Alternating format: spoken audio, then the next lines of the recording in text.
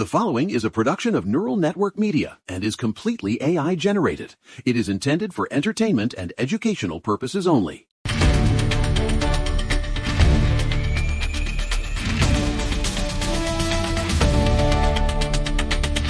It is Sunday, February 8th, 2026, and you are listening to The Neural Right, coming to you live from the barn in Maine, where the snow is piling up against the bunker, the studio walls. Walter, it's a solid show today. Some developments worth discussing that are just, honestly, they're staggering.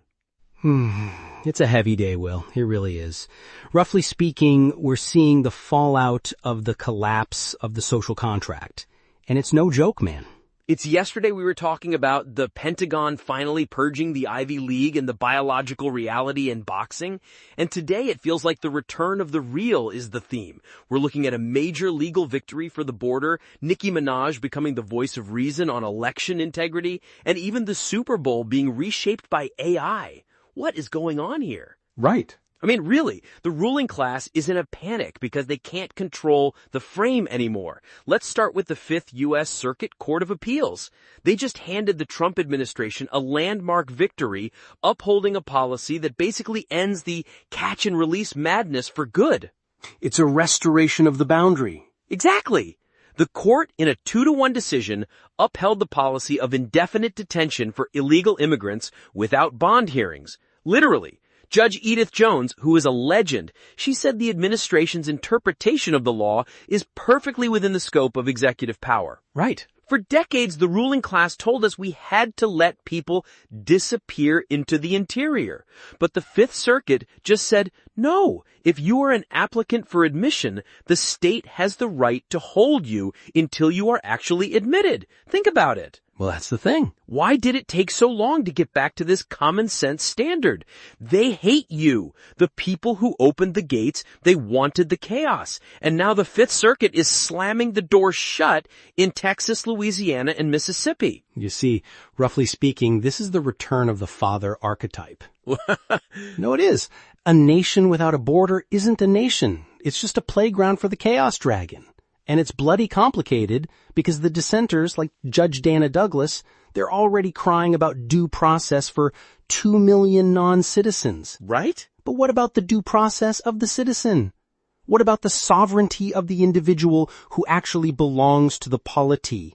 It's pathological to prioritize the rights of the trespasser over the safety of the household. It's no joke, man. It's a total betrayal of the logos. It's a betrayal of the people who pay the bills.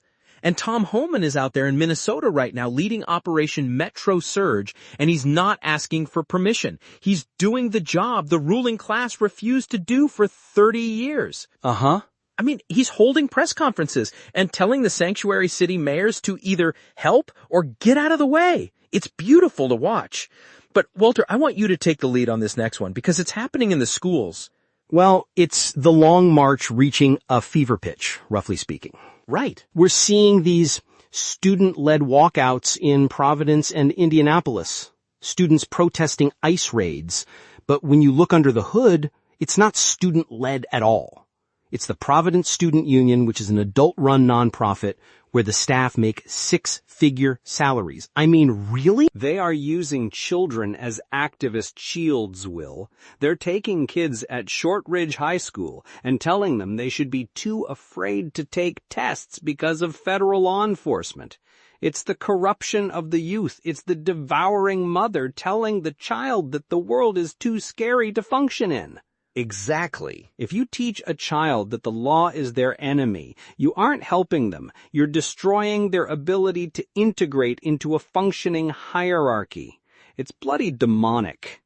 And the teachers' unions are just nodding along like they aren't presiding over the collapse of literacy. They're too busy being social justice warriors to teach the kids how to read, Walter. And while they're radicalizing the kids, the actual common sense majority is finding a voice in Nicki Minaj?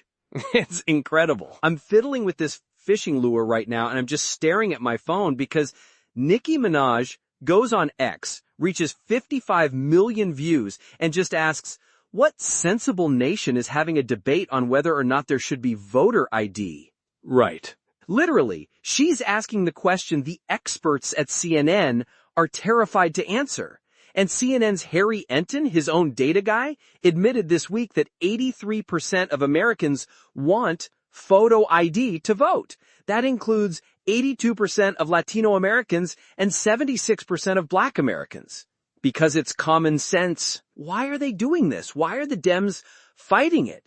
They tell you it's racist, but they're calling 76% of Black voters racist against themselves? Think about it. It's about control, not civil rights. Well, it's the rules for the archetype. We saw it with Ossoff yesterday. Security and IDs for his rally, but chaos for your elections. Roughly speaking, the individual wants to know their vote actually carries the weight of their identity. Without ID, the vote is meaningless. It's a total assault on the sovereignty of the citizen. It's the Nicki Minaj effect, and it's breaking the brain of the ruling class. Just like the economic reality of the Green Revolution is breaking the car companies. Walter, you were looking at the Ford and GM numbers. It's a $55 billion reckoning. No, it's no joke. The global automakers are bleeding out because they tried to mandate a reality that doesn't exist. Ford lost $1.4 billion on EVs in one quarter, and they've taken a $19.5 billion charge to pivot away from all electric. Right. It's the arrogance of the technocrat. They thought they could use the power of the state to force the consumer to buy a product that doesn't work in a Montana winter. And now the dragon of the market is eating their balance sheets. It's bloody tragic for the workers. They hate the consumer, Walter. They really do. They'd rather go bankrupt for equity and climate justice than build a car that people actually want. And while they fail, AI is taking over the Super Bowl. Companies are pouring millions into ads because AI cuts production costs by 90%. Exactly. It's the gigacycle. The semiconductor world is crossing $1 trillion while the green economy is basically a government-funded hallucination. But speaking of the real world, let's talk about America first on the water. Reclaiming the fishing grounds. Trump just reopened 5,000 square miles of Atlantic water, the Northeast canyons and seamounts. Obama closed it. Biden kept it closed. They called it conservation, but it was just a war on the working class, literally. Right. The Maine lobster industry and the Long Island fleets were being strangled by bureaucrats who have never even seen a fishing boat. And Trump basically said, look, we have federal laws that already protect fish stocks. We don't need a blanket ban that stops Americans from making a living. It's the restoration of the productive class. It really is. And we're doing it with Iran, too. Maximum pressure's back, strikes are happening, and we're withdrawing from 66 globalist organizations that are just, honestly, they're black holes for our money. Right. Hang on, Walter. Before we get back to the analysis, let's deal with a hard reality. Real independence isn't free. This entire network, from this show to our flagship, The Neural Daily, exists because one man, Eric Christensen, decided to build it himself. He didn't ask for a government grant. He invested his own capital and technical expertise to architect a media platform that respects your intelligence. If you value that kind of meritocratic building, back it up. And don't limit yourself to just the politics. Get the full strategic picture by subscribing to the Neural Daily and the rest of the network. Support the builder, and you support the mission. Well said, Will. Roughly speaking, you have to build on rock, not on the shifting sands of corporate subsidies. And that brings us to the Super Bowl, the spirit of competition. Young blood versus old school. It's a rematch of redemption, New England and Seattle, 11 years later. And we have Sam Darnold, a man who was cast out by the ruling class of the NFL as a bust, and he's reinvented himself. He's completed 70% of his passes this postseason. Right. He's integrated his shadow, he's faced the dragon of failure, and come out with a 122 passer rating. While Drake May, the young phenom, is trying to become the second youngest QB to ever win it. It's about grit, not identity politics, and that's why people still love it. Exactly. It's the one place where merit still matters, unlike the media. Walter, you were looking at the FCC and The View. Brendan Carr is finally stepping up. I mean, really? He's investigating whether these daytime talk shows, which are essentially DNC training camps, should still get the bona fide news exemption for equal time, and the Biden appointees on the FCC are screaming that it's intimidation.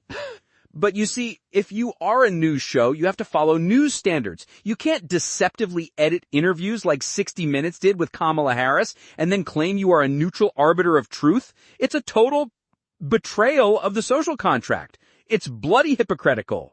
They hate the listener, Walter. They think you won't notice the war on language. They redefine equal time. They redefine racism. They think they can just monkey with the dictionary and we'll all just nod along. But the reality is catching up to them in New York City. The snow socialist tragedy. This is the main story, and it's a disgrace. 11 days of freezing weather in New York City, Winter Storm Fern, and 17 people have died outdoors, 13 from hypothermia. And why? Because Mayor Zohran Mamdani, the Democratic Socialist, halted the policy of sweeping encampments. Right, he says clearing encampments is inhumane, so he let them stay in the street in sub-zero temperatures. He basically sentenced 17 people to death so he could feel virtuous. Literally. Well, roughly speaking, this is where we might disagree, Will. How can you disagree with that? He's the mayor. I don't think he wants them to die. I think it's worse than that. I think it's the pathological empathy of the devouring mother. He thinks he's being kind by not using force, but he's forgotten that the state has a moral duty to provide safety, even when the individual is in such a state of chaos that they can't provide it for themselves. I think that's too generous, Walter. I think it's strategic.